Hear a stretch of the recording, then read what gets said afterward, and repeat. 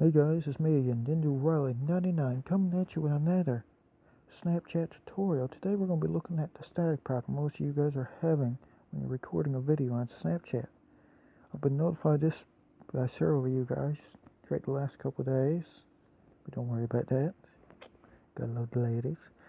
But the problem that most of you guys are having is with your Snapchat's not connecting to the microphone built into your phone properly.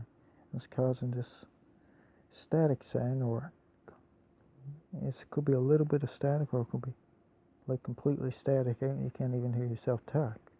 I had this problem for a bit until I found a simple and easy solution. What I did was buy a half decent pair of headphones like the ones I'm wearing here. I had a different set to show you, but they're alright. All what you need is a pair of headphones or something that got a built-in mic that can connect to your phone, and when you do Snapchat one down, use that mic to record the sound.